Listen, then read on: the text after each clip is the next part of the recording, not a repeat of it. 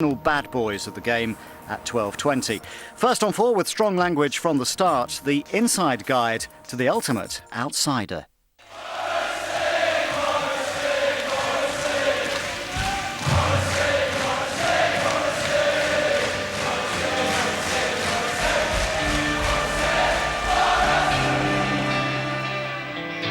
Worshipped by devoted fans for 20 years and hailed by his peers as a genius. He's the outspoken outsider of British pop, living in self-imposed exile without a record deal. Morrissey remains what he's always been, a true original and a complete mystery. Oscar Wilde put all his wit into his life. Morrissey, it seems to me, and I completely identify with Morrissey, has sat in a darkened room and been witty on paper.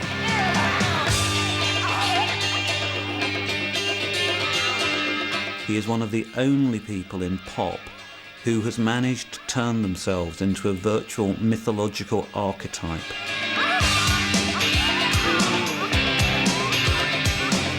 He's got an interesting face. He looks to have a story to tell. So sleep and dream of love. His eccentricity lies in his mercurial nature, in his ambiguity about his sexuality, in the strength and intellectual force of his writing.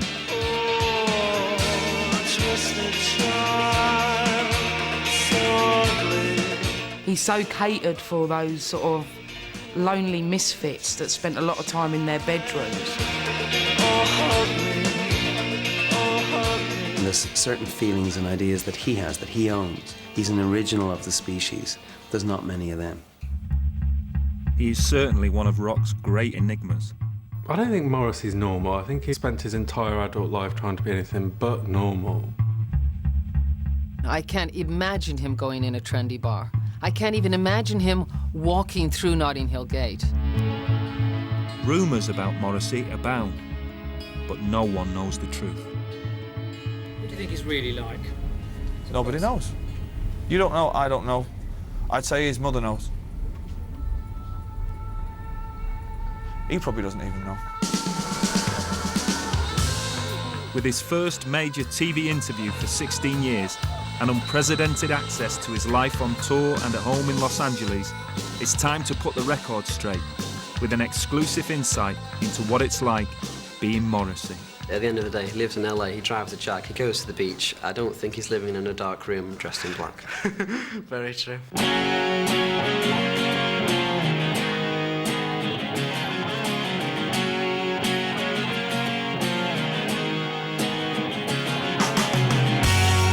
The more you ignore me, the closer I get. You're wasting your time. The more you ignore me, the closer I get. You're wasting your time. Age gives you a great sense of proportion, and you can be very hard on yourself when you're younger. But now I just think, well, everybody's absolutely mad, and I'm doing quite well.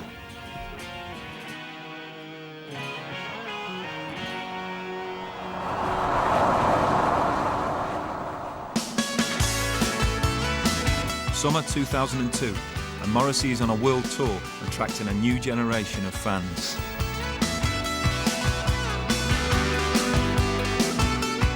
Morrissey is the legend. He's an absolute legend. The best frontman I've ever seen, and that's above Bono, that's above Liam Gallagher, that's above Mick Jagger, everybody. Morrissey represents everything for us. He's our god here in Athens. He gets better and better. The new material is just amazing. And he's still an enigma. There's still something there that keeps us all interested and keeps us here. Now 43 years old, one of the most iconic men in rock music has returned home for two rare London concerts. Despite no publicity, all 10,000 tickets are sold out within a few hours.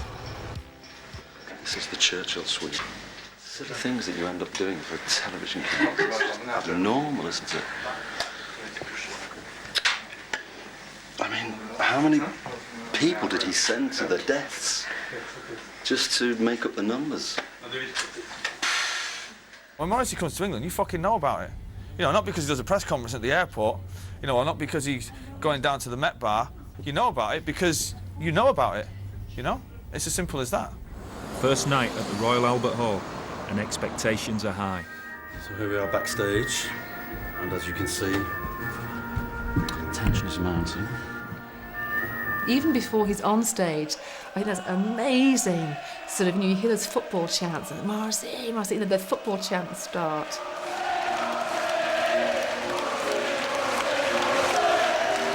I smell assassination. I smell gunpowder. Bells is the cue for Morrissey and the guys to walk out on. That's the way it goes. That's one, lads. Have a good one, boss. Yeah, good one, lads. Let's keep them eyes up. Pay attention, look at each other. Yeah, nice one.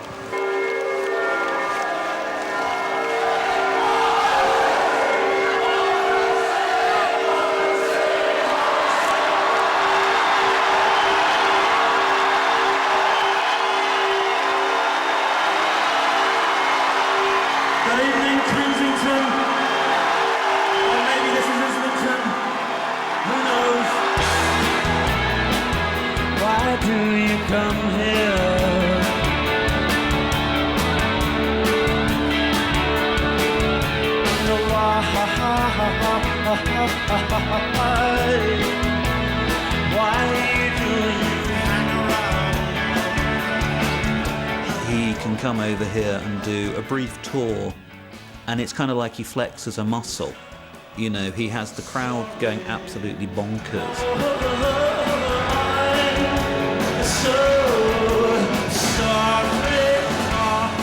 Business as usual in Morrissey land.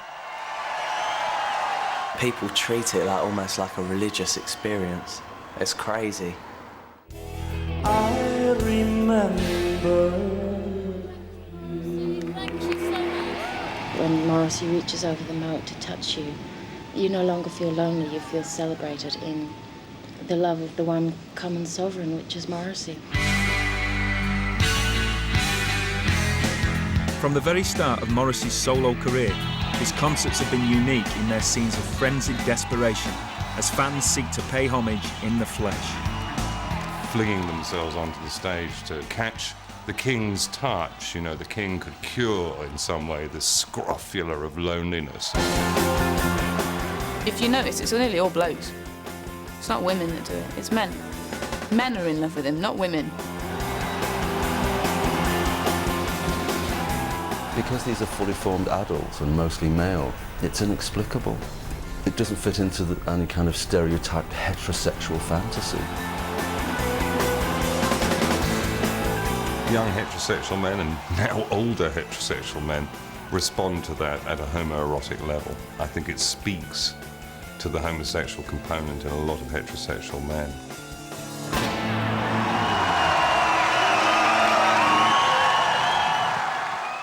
Shandy boy. Tell you what, mate, as well, the Moz has a good bike. There aren't many left, are there, who have that charisma, that kind of iconic status, who can handle a crowd, manhandle a crowd, and leave you just wanting a little bit more. Happy with that? Very happy, yes. Very, very happy. Yes. Should I be? Well, I am. Thank you. Thank you.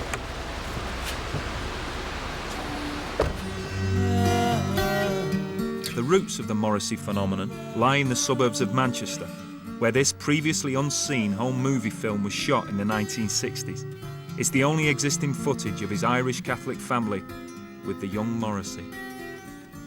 I was named after an American actor called Steve Cochran, whom you've never heard of.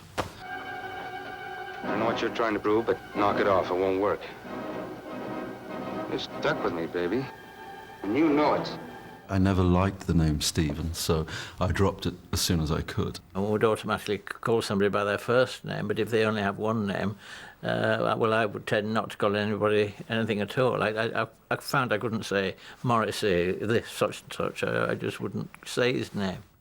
My parents were worried about me, certainly when I became so deeply interested in music and people like the New York Dolls, who, at the time, were very peculiar indeed.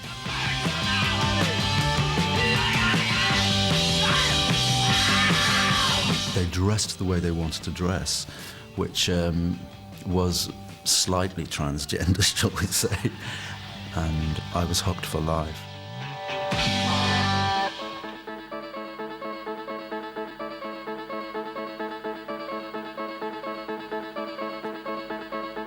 Morrissey was lurking around the breakfast rooms the morning after our shows and grabbing little bits of the bread rolls that we hadn't finished, and he would take them home and enshrine them in some sort of way. This song ain't big enough for the both of us. Heaven tell me who's gonna live. I first met Morrissey in 1976. I think our experience was of just absolutely no confidence in ourselves. Morrissey was totally unemployable. So a lot of the time we'd be just walking and walking and walking. And we'd look in through people's windows, and one of Morrissey's questions more than mine is, but are they really happy? He once said that the Smiths only happened because he'd walked home in the rain once too often.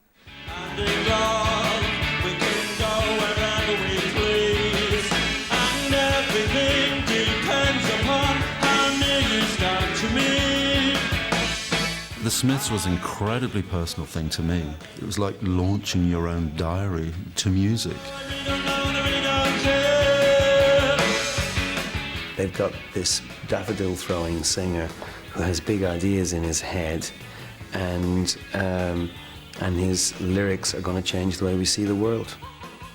A recent poll voted the Smiths the most influential British band of all time. Morrissey's songwriting partner was guitarist Johnny Marr. I would go out tonight, but I haven't got a stitch to wear. It was a magical chemistry. I always heard great sadness in his, in these rolling chords, and great beauty. I'd like to drop my trousers to the world. I am a man of means, of slender means. Each household appliance is like a new science in my town. You couldn't really imagine them in the same classroom being friends. You could really imagine Marr being the guy that everyone wanted to be, and Morrissey being the slightly odd boy in the corner, who some people really got, but most people just left well alone.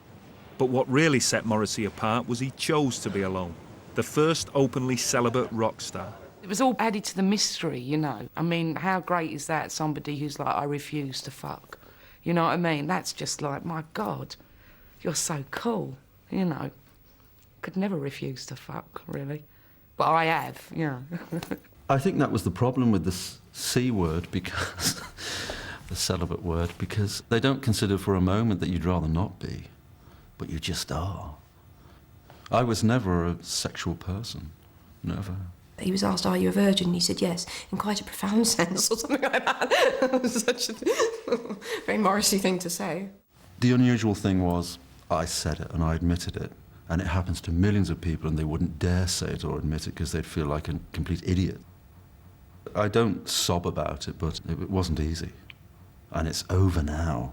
I think Morrissey would still say celibacy is a great idea for nuns and priests. I'm not sure whether he would say that it was a good idea for him anymore.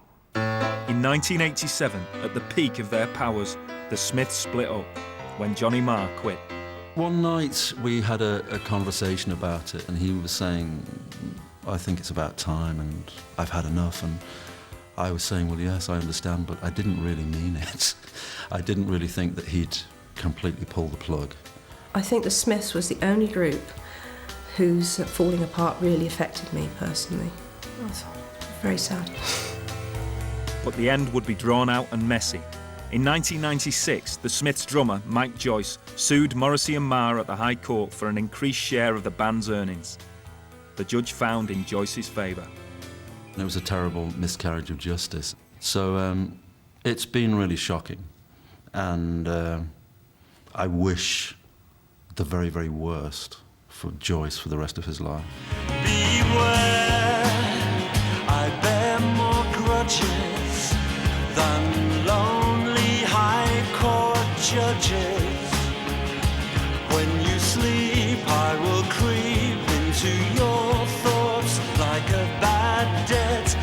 that you can't pay. Take the easy way and give in.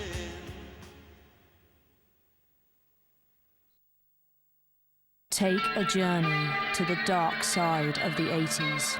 One of music's most defining periods that brought us The Cure, Susie and the Banshees, The Damned, The Cult, and the Sisters of Mercy.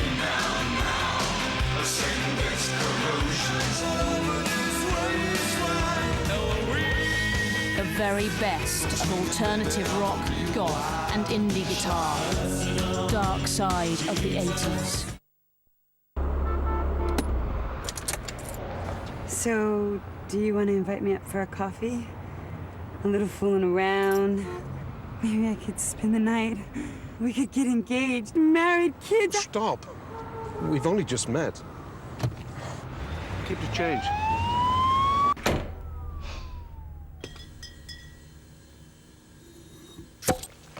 I prefer things a little slower.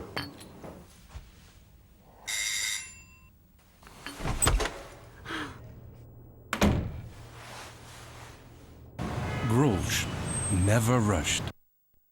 They're all going to be great trainers. Train, orange trainers to train, orange customers to train their phones. And again? I was really struggling with the orange trainers train, orange trainers. Okay, yeah, some people question my techniques. He put me in a cupboard for 3 hours. They might think they're a bit unorthodox, but they haven't seen them in action yet, have they? I am perfect now. Orange trainers train, orange trainers to train, orange customers to train their phones. Thank you. Orange phone trainers are here to help you learn.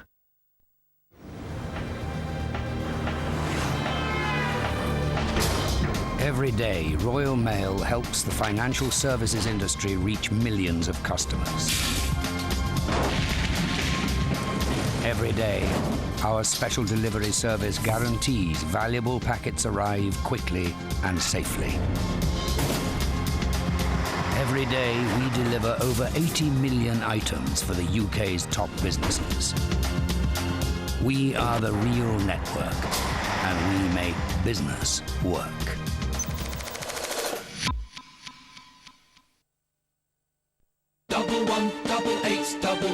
Half the price of BT 192. We'll save you. 11888. Meanwhile, on planet Earth, a doctor monitors his patients. A merchant no longer does business as usual. Hackers start a new career path. And two long-distance lovers finally see what they've been missing. Seemingly random events, all tied together by the systems of one company, Cisco Systems. This is the power of the network, now. The Mazda MX-5, the world's best-selling roadster, has inspired the award-winning Mazda 6 range. Voted winner of the Driver Power Survey by readers of Auto Express, and hailed as What Car's Best Estate 2003. Cars with spirit, style, but above all, the soul of a sports car. And now the accolades too.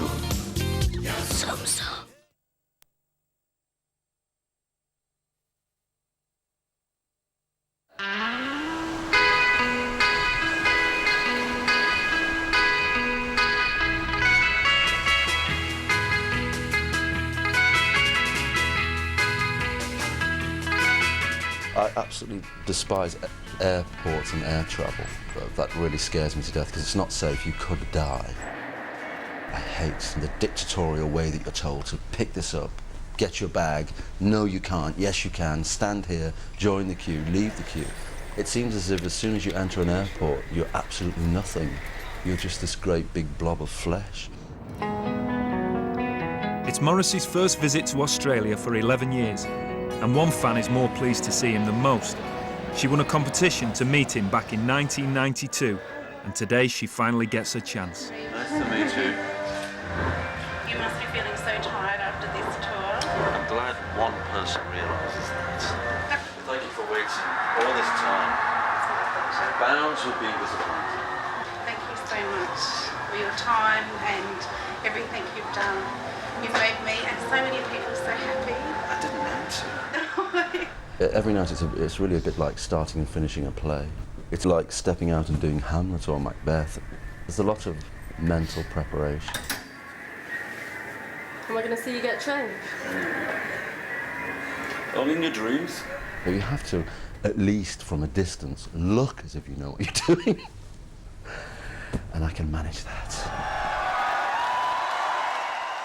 He has a sense of stage in that he'll arrive, you know, he doesn't just slink on.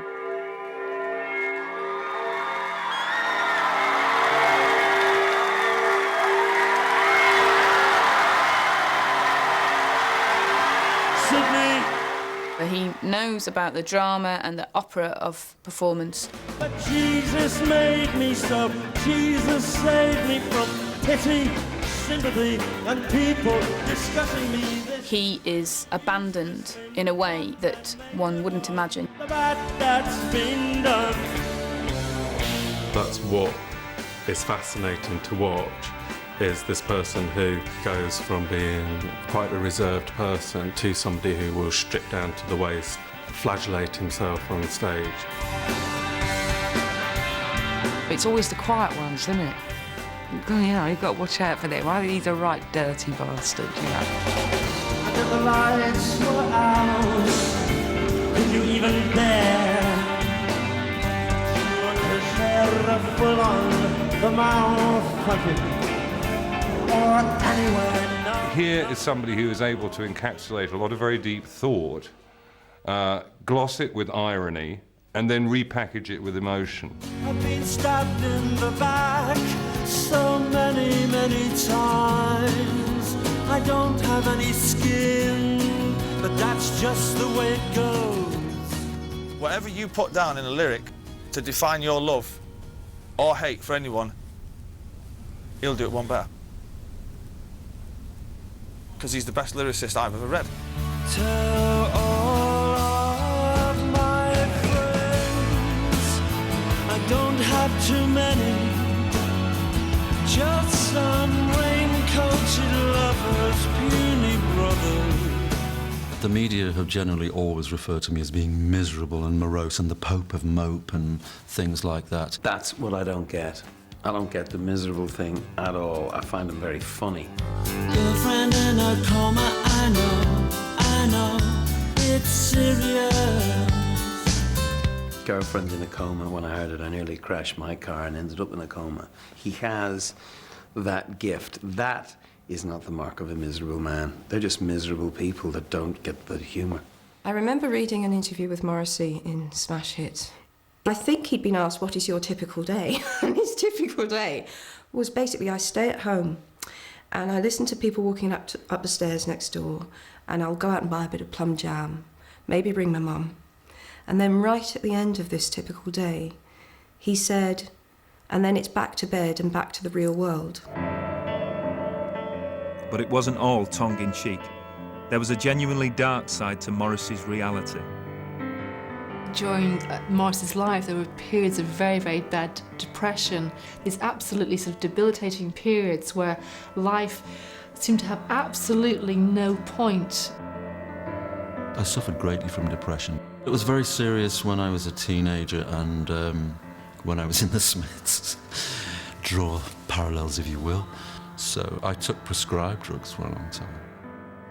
When he gets really badly depressed, you'll get the call at 1 o'clock in the morning or the knock on the door, and he'll have his bathrobe on, and you can always tell because he's got his glasses on, the contact lenses are out, the glasses are on, and you know you're in for a heavy conversation. Sing me to sleep, I don't want to wake up on my own anymore. He is able to externalise internalised rage, a lot of anger about who he is, about where he comes from, and what's happened to him. And he focuses that rage onto specific targets. Enemy number one, the meat industry. Today on the news, there was a story that 27 million cooked chickens have been recalled, which is the biggest recall in US history, because they're lethal to humans. If they hadn't been recalled, it could have killed 80 million Americans. The views of the most vocal vegetarian in pop music are typically uncompromising. It's really on the same moral level as child abuse. It's the same thing. Animals are like children. They look to us for protection, and we should protect them. I really feel quite smug about mad cow disease and foot and mouth and so forth, and I just think, well, what do you expect? People have been saying it for years. I don't think that in, the year 2003, you can actually realise what an outrage he caused by calling an album Meat is Murder. The amount of times people have said that it was Meat is Murder that converted them, I mean, it's astonishing. I've met many people, and that's why that song's so important. This beautiful creature must die. This beautiful creature must die. A death for no reason. This death for no reason is murder. I personally love a bit of bacon. And always did, and even for Morrissey, I didn't give it up. It's not succulent, tasty or kind. It's death for no reason. This death for no reason is murder. It's all just abuse, and it's all human evil.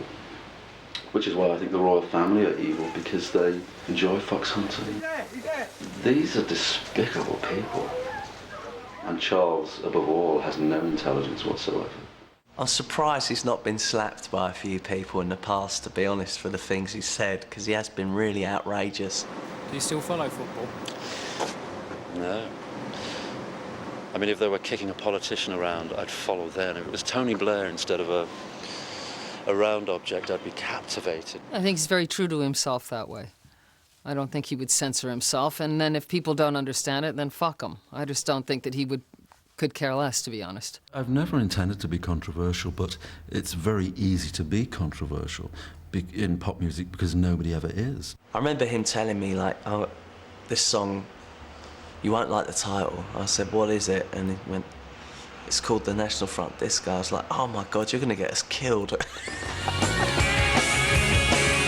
It caused the biggest uproar of his career.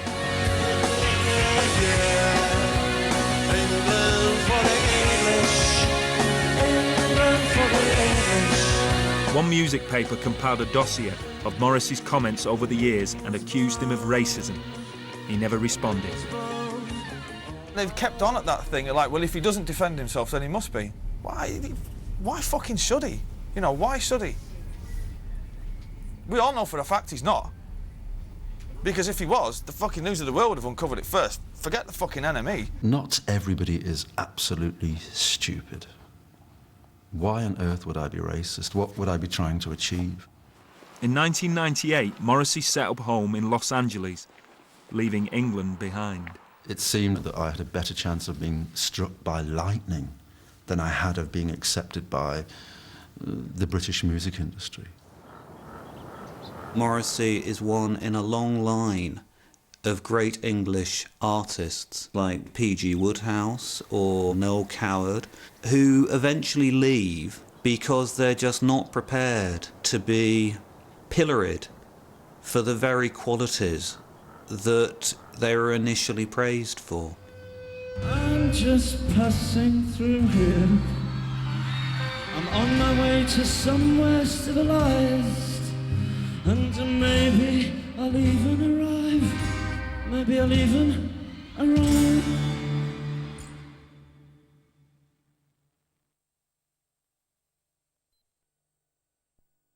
Volvic Touch of Fruit is a delicious blend of natural fruit flavours and Volvic mineral water. Volvic Touch of Fruit. Water never tasted so good.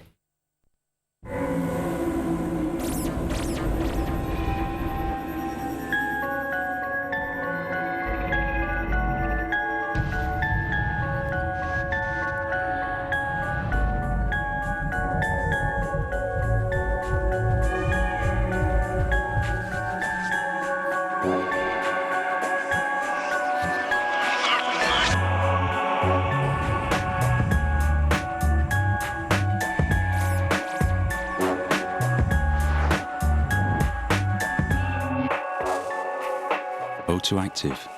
How into it will you get? We want to mix. Cement mixer. Oh. Sony widescreen. Oh. Really work it. Loot. The bargainest gold mine ever. You're beautiful. Thank you. How about we meet upstairs?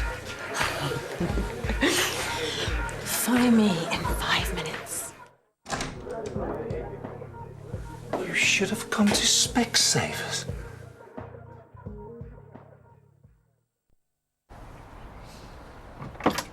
Oh, hi. Is your husband home? No, he's not here at the moment, but he'll be back soon.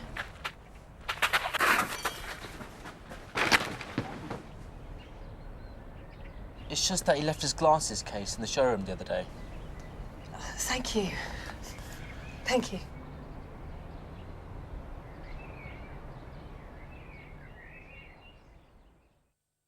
I'm Mr. Busnick's anger management therapist. Let the healing begin. How's anger management going? Anger management. Don't let hay fever threaten your summer. Ask for Claritin Allergy. It works fast and won't make you drowsy, so you can get on with your life. Come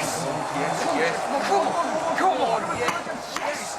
You're gonna love this! Because starting in tomorrow, Sun, one lucky reader will win £50,000 tax-free every year for the rest of their lives. That's 50 grand tax-free every year for life. It could be you.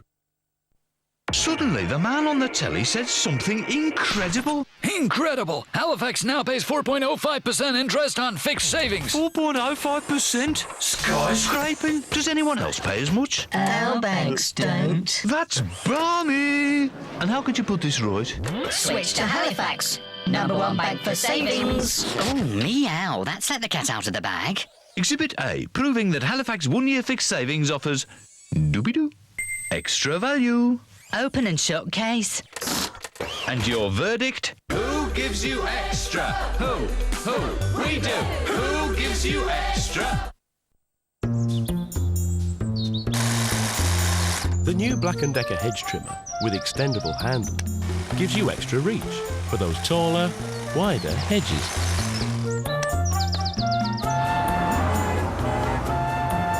Make it your own home with Black & Decker. The nation's dream cleaners are about to meet their match. You know that's not hygienic, I know it's not hygienic. It's Kim and Aggie versus the Williams family in How Clean Is Your House? Wednesday at 8:30 on 4.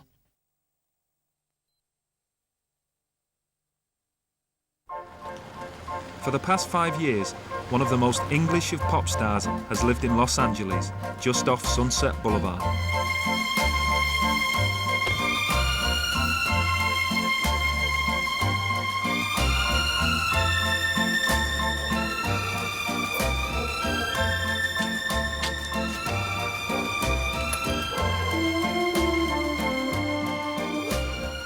There's something so entirely fantastic about the fact that the Morrissey, whom so many people might want to associate with, you know, the brooding terrace and the moaning factory whistle, is sitting there in this very sort of exotic, kind of semi-tropical landscape.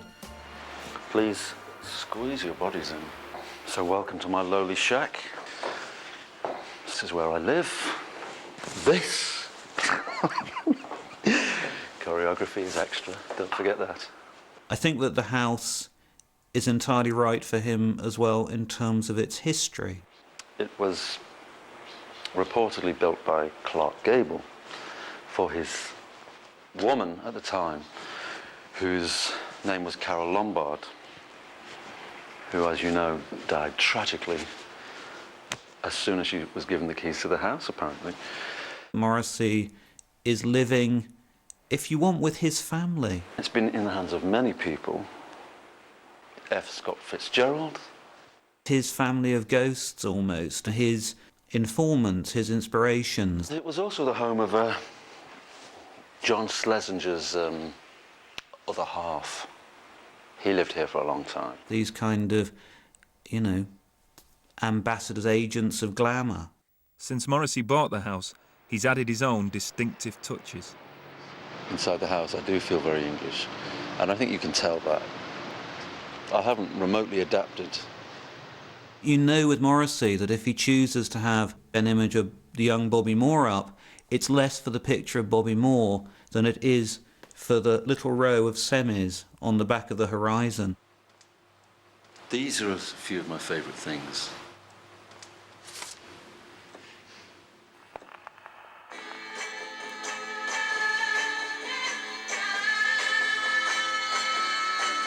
I got so little time to do everything I want to. Today, Morrissey is about to take tea with one of his Hollywood neighbours and a member of America's showbiz aristocracy, Nancy Sinatra.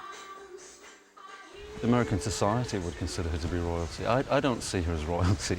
I mean, I just see her as Nancy, really. I think in the history books, her father is one of the most famous people in human creation. I mean, he's more famous than most royalty. This is beautiful. I had no idea that there were such beautiful homes here. There are, yes, some very nice. Gorgeous. Very nice homes. Gorgeous, and so are you. Oh, I know. Miss Just you. kidding. Just kidding. Where the hell have you been? Well, you know, I just slip and slide. One time I was in London, Morrissey came to my hotel to see me. The thing that sticks with me most about that is the hug that he gave me, because he's just a great hugger. Generally, he is a good host, apart from he doesn't cook anything apart from toast. So, if you're happy with toast, you're fine. They took me to the Queen's tattoo. The Queen's tattoo? Yeah, it was for her celebration. Any good? 50 years or something. Any good or just... Fabulous. Oh, At the was it castle. fabulous? I didn't know the Queen had a tattoo. Shoo, shoo, shoo, shoo, shoo, shoo, shoo, shoo, shoo, shoo, shoo, shoo, Sugar Town.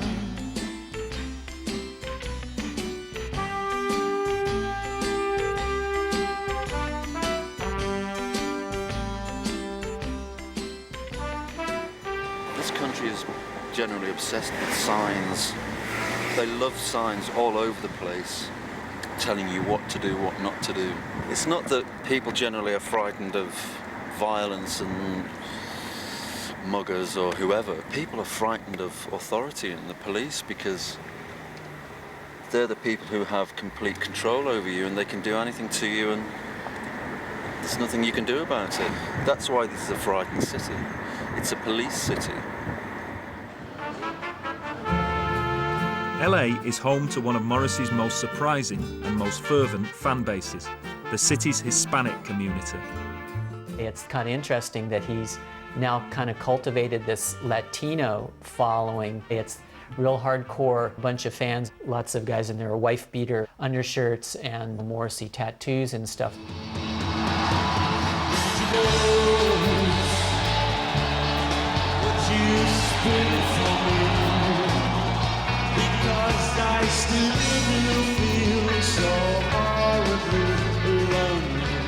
Just about everybody I know who is Latino knows Morrissey.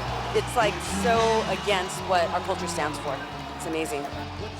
When you grow up Latino in Southern California, you're in a minority and, you know, sometimes you don't always feel like you belong. When you're listening to Morrissey, whose upbringing you can relate to, you belong. I really like Mexican people. I find them so terribly nice. And they have fantastic hair and fantastic skin and usually really good teeth. Great combination. The hysteria goes back to his first tour of the States, when Morrissey broke box office records set by the likes of Madonna and Michael Jackson. I think people now seeing concert footage or newsreel footage would be shocked. It was absolute pandemonium. That was such a fantastic pinnacle, and I wasn't being a whore about it. I wasn't pushing myself forward, it just seemed to happen very naturally. I was dancing when I was 12. New York's Madison Square Gardens was sold out in a morning. faster than the Beatles, prompting a guest appearance from another legend he would later tour with. Is it strange to dance so slowly? Is it strange to dance so slowly? One night he'd say, I have a great idea. Just before you're finishing your set, I appear at the back and I come on and we sing one of my songs and you just slowly fade away and your musicians fade away and mine come on, which effectively deprives people of, you know, saying goodbye to me, if you like. So I thought that was very, very cagey.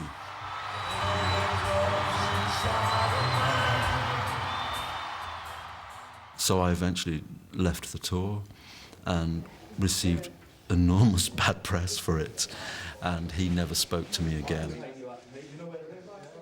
You have to worship at the Temple of David when you become involved. He was a fascinating artist, 1970, 71, 72, but not now. If you spend any time with Morrissey, one of the things that you find yourself doing more than anything is sitting around, pot of tea on, dissecting and annihilating people's characters. It's his favourite thing in the world to do, I think. All I said was bring me the head of Elton John, which would be one instance when meat would not be murder, if it was on a plate. I mean, I think however nasty Morrissey can be in print about somebody, he's even nastier out of print. Most people have nothing to say, and most people give you the same conversation every single day. So what's been happening? Anything adventurous in the since I saw you last? Not really. Sorry. No, Sorry about that. Sort of Hollywood gatherings of nothing like that? Nothing at all. No. No, just the usual life. It's just the same old pattern, and you're none the wiser for knowing somebody for 5 years. That's why I do this music business thing, because it's communication with people without having the extreme inconvenience of actually phoning anybody up. I never make phone calls, ever. Never. Why not? Well, because mostly I don't really want to speak to people. And faxes are quicker. Do you ever answer the phone? No, I never answer the phone. No, never, never, never. For some reason, Morrissey always communicates by fax. Oh, zooming into the fax machine. Don't film the fax machine because it's the least expensive fax machine you can find on the American market. 5 faxes a day, maybe, would be normal for Morrissey. It's almost like text messaging with him. They're beautifully written pieces of paper, written in sort of this 3-year-old style of writing, and it kind of is so consistent with what you would expect from him. It was really disappointing, though, that the latest letter we got from Morrissey was actually done on a computer. It was? It's all over. He must have broken his hand or something. Not for the first time, Morrissey manages to remain a mystery to his friends. The doorbell rang one day and he was on the doorstep. And quite ridiculously early on in the conversation, he asked me whether I knew anything about a comedian called Jimmy Clitheroe. Jimmy Clitheroe was a music hall comedian in the 40s and 50s who played a schoolboy. Morrissey was fascinated by this figure. I gave him tea in my house, and then he would give me tea in his house. We never went anywhere or really talked about anything other than Jimmy Clitheroe.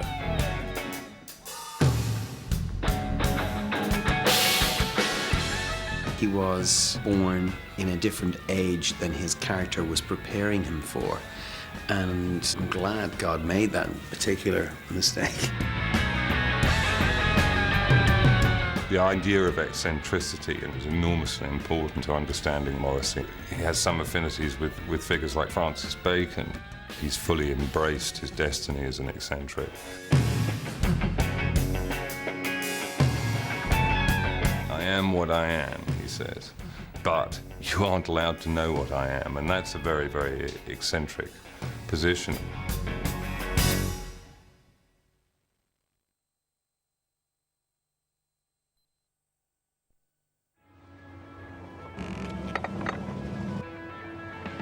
Had enough of cross-network charges? With inclusive minutes on Vodafone's Anytime plans, you can call anyone on any UK network at no extra cost. So you can find your perfect fit.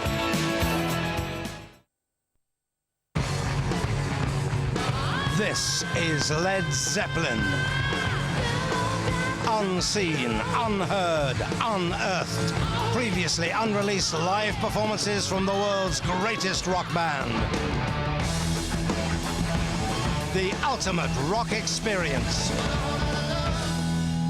Led Zeppelin. And she's buying. Double DVD or triple CD. Out now.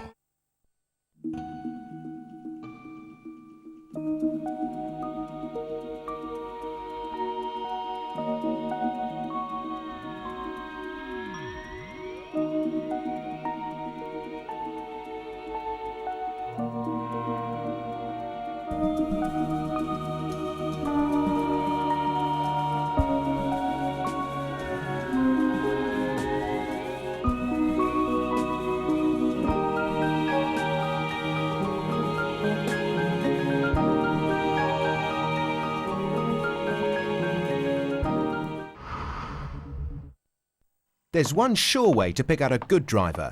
Check their no-claim discount. That's what eSure do. If you're a good driver with 4 or more years no-claim discount, eSure could save you up to 30% on your car insurance. Edward Brown saved £70 on his. Susan Paul saved £186 with eSure, and Mark Bennett saved £457. Are you one of the good guys?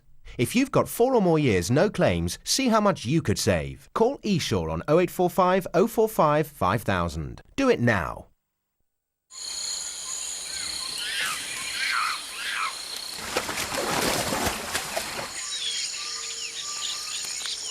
Have a look at that, mate.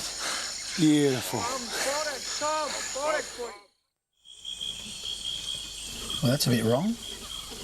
Those ants will have anything away. They're not having mine. Australians are Castlemaine 4X in everywhere. Minnie Minoso, the Cuban Comet. 1957, he won baseball's first Golden Glove. He wasn't the fastest outfielder, didn't have the strongest or straightest arm, and as Minnie could jump a hell of a lot higher. But out there, he'd get an inkling. When that ball flew, he'd be waiting for it. Put out 340 batters in just one season. But that's not luck. That's being in the right place at the right time. And that's what brings home the bacon.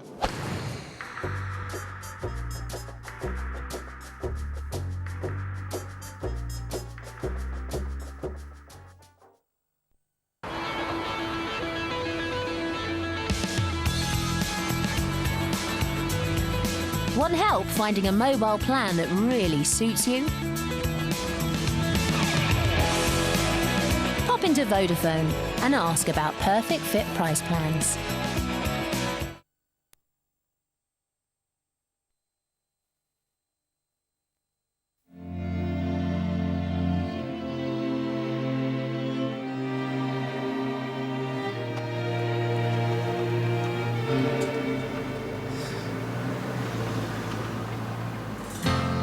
Here is London, giddy London, is it home of the free or what? It's funny how this area has completely changed recently, because I used to live down yonder, and we went walking last night and everything's just completely unrecognizable almost. He could spend the next 30 years in LA, but he's always going to be too English. For the Yanks and for most of the English. Trumpers. Morrissey is back in London, visiting his favourite gentleman's barbers in Mayfair.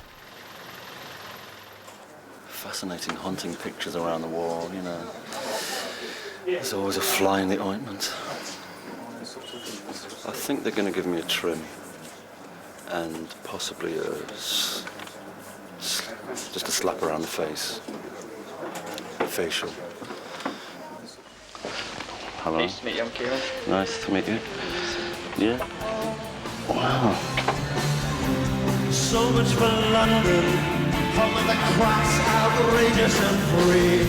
You are depressed, but you're remarkably dressed. That's all you need, but you're just too busy, really busy, busy. Hairdresser on fire, stoned around, stoned where? So where do you normally live then?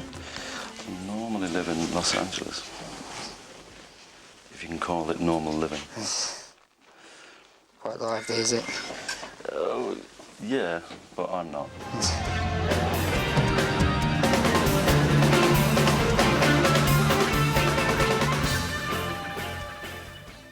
I'm going to have to take over. It's kind of like a maintenance routine with Morrissey. And watch the magic. He's undoubtedly very vain and spends an awful lot of time in front of the mirror with a hairdryer and a New York Dolls CD. Everybody has their own techniques. Shazam. He probably finds himself the most attractive person that you could possibly meet. Why meddle with a masterpiece? That's all I can say. Like him or loathe him, I think his face is really imprinted upon our consciousness because he's incredibly photogenic. I mean, I've taken photographs just of the back of Morrissey's neck, and people have still known it's Morrissey. I just think Morrissey's sexy, full stop, really. I think whether he's on stage performing or just a photograph of him, I mean, you know, whew. There was just this glorious moment where I think Morrissey was sunbathing, very snoozy, very sleepy. Suddenly these beautiful rays were falling through, I think it's sort of an awning overhead. Slightly more up over there. And just managed to get this, these glorious sort of zebra-like op-art stripes. I think Morrissey can play with notions of camp very, very consciously, very, very knowingly. He's very articulate, I think, in what is and what isn't camp.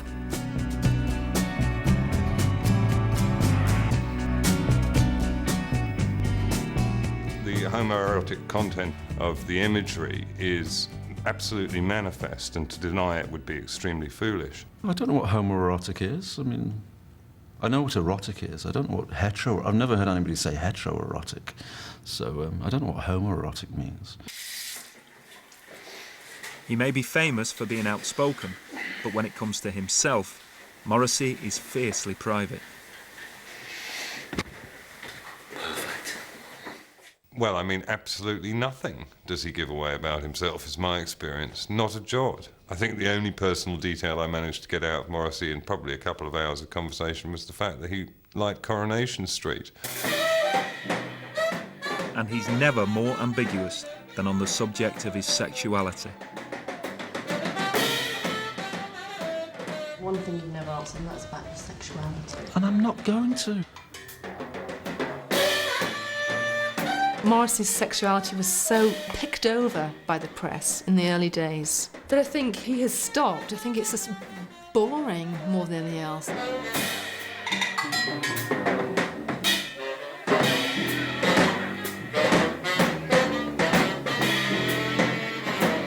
I don't think it's anybody's business, really.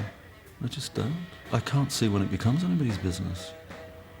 And I can't see other people talking about sex and sexuality, really, and what turns them on and turns them off. So I can't think of any reason why I should. It doesn't help me.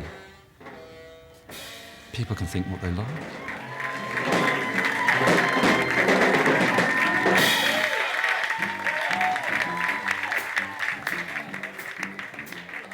It's almost like more regal not to let anybody know, isn't it, really? I think he's interested in preserving the mystique that allows him, that kind of ambiguity. And frankly, good luck to him. Why the hell shouldn't he do that? Why have you never actually put the record straight? Well, I don't see any crooked record. People think they know, people think they understand, and it doesn't bother me in the least what people think. And there's nothing that people can think of me in that direction that would embarrass me. I don't really care what people think. I really don't. It doesn't affect me. And I'm not hiding anything.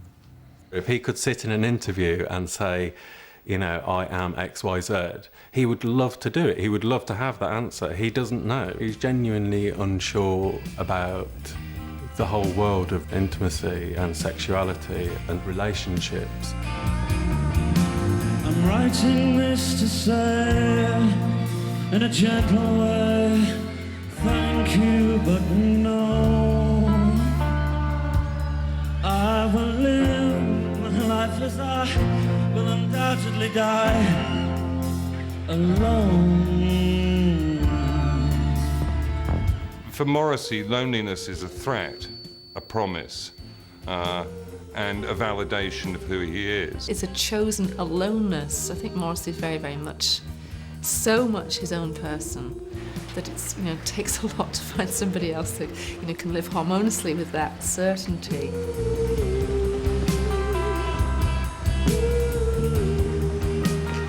Some people can't stand reflection, and they can't stand to be faced with their own company.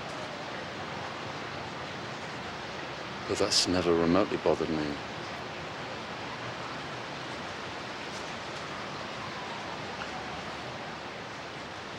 Did you ever imagine living with someone? No, I couldn't really imagine it. I couldn't imagine why it would even take place, really. I just couldn't imagine being with somebody. I don't think human beings are meant to live together. I really don't. I don't think human beings get on in any capacity. He now finds himself equally isolated in the music industry. Despite plenty of new material, he's yet to agree a new record deal.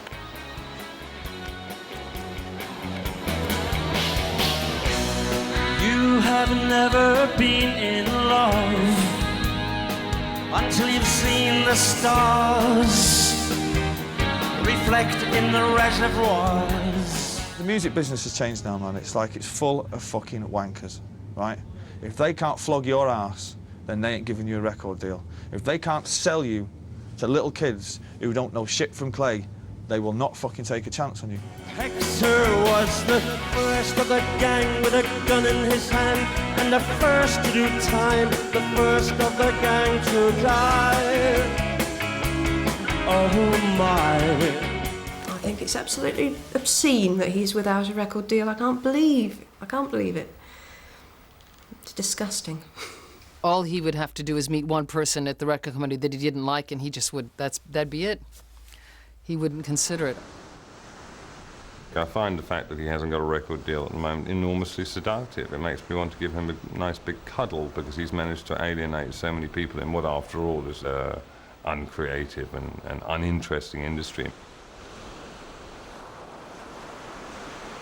People see me as pushing against the grain, and it's the ingredients of being the outsider's outsider, and for want of a triter term, I fall into the rebel category.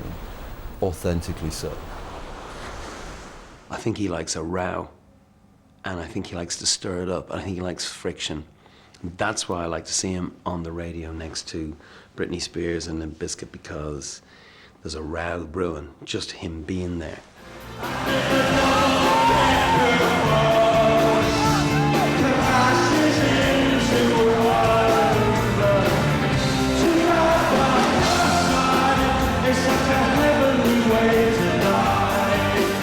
His work will last. And I'm quite sure he believes that as well. I have a very strong sense that he knows that as well.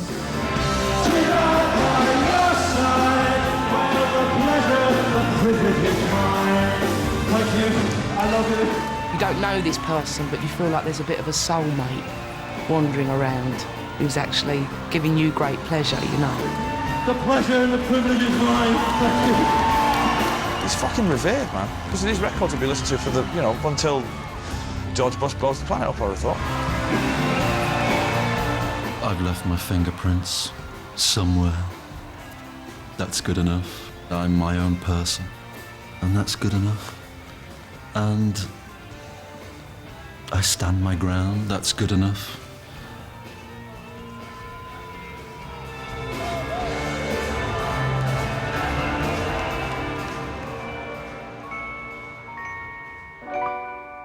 Baby, you understand me now. If sometimes you see that I'm mad. If you'd like to win the entire Smiths and Morrissey back catalogue, go to channel4.com/music. Next Sunday at 11:15, the truth about Whitney Houston. Now, coming up next on 4, in place of the cricket, an imaginary soccer team from hell in Football Stories. The soul whose intentions are good. Oh Lord, please don't let me be misunderstood. Please, don't talk about me when I'm gone.